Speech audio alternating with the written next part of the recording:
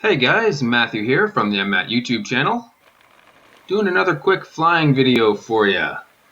Recently I had the opportunity to do some flying in some higher than normal winds. It was a very windy day this day, and right towards sunset the wind calmed down to the point where I was comfortable to get up and do a little bit of flying in the wind for some practice. The wind is blowing at about 10 miles an hour at this point, and it's directly across the runway. Well, almost directly. You'll see I taxi down to the end of runway 16 and take off into the very slight headwind. It's probably blowing across the runway at 80 degrees, so very direct crosswind. The airplane is supposedly rated for up to 25 miles an hour. I don't think you'll ever see a video with me flying in that type of wind near the ground. So anyway, you'll see I turn around here and we take off. So let's sit back and see what happens.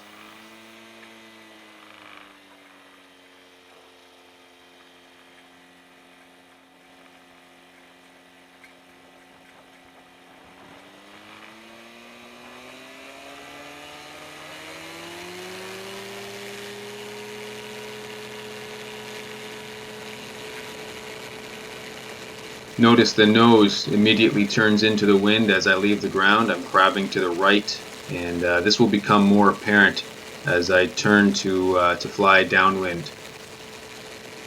You'll also notice the plane getting bumped around a little bit. As I'm closer to the ground here, there are a lot of rotors coming off of the taller trees nearby and the terrain itself. So the wind is making its own mechanical turbulence there and kind of bouncing the plane around a little bit.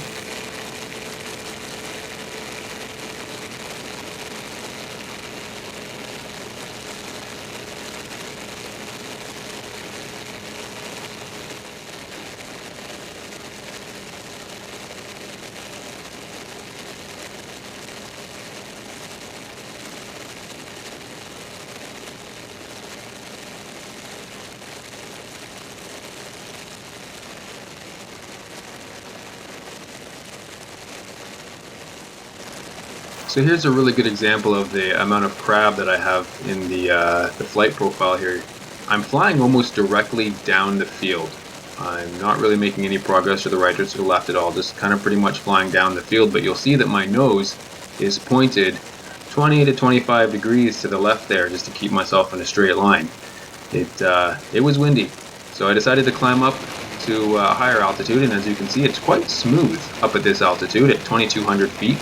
And so I throttle back and I get 45 miles an hour on the airspeed indicator, and as I look down at my GPS I notice that I'm doing 20 miles an hour over the ground. So I've got a solid 25 mile an hour headwind at this altitude, and if you keep an eye on my main landing gear there, that tire, you'll see that it makes very little progress over the ground. It's a good indicator of how much ground you're covering, and you'll see as the plane just sort of slows down and just kind of sits there, it's almost hovering, and I can tell you from the cockpit it looked like I was at a dead stop.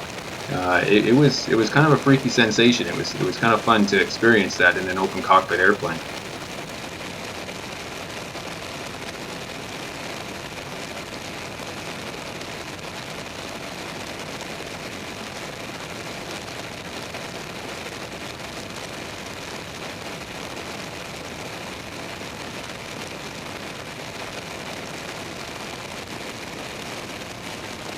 So I decide to head back to the airport, and again, keeping your eye on that tire, I make a right-hand turn. You can see the tire actually losing ground as I begin to turn with the wind, and the wind just sort of blows me sideways back towards the airport as I make this turn.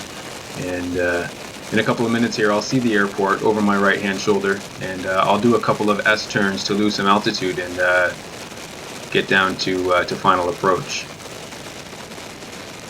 As the plane sort of flew with the wind for a while, I noticed later my GPS track showed me at over 75 miles an hour, which is quite quick in an ultralight of this power. So yeah, it was kind of fun to experience that.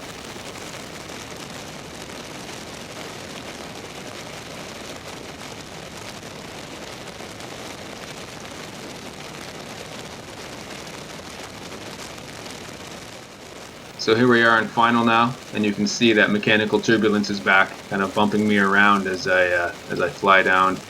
getting closer to the ground to come into land.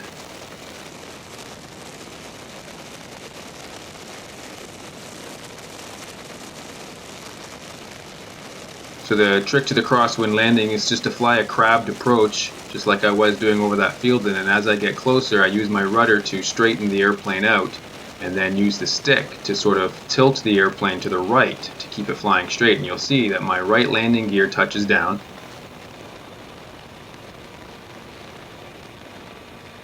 and then my left one follows shortly after, and then here comes the nose. So anyway, I hope you enjoyed watching this video. I had a lot of fun making it.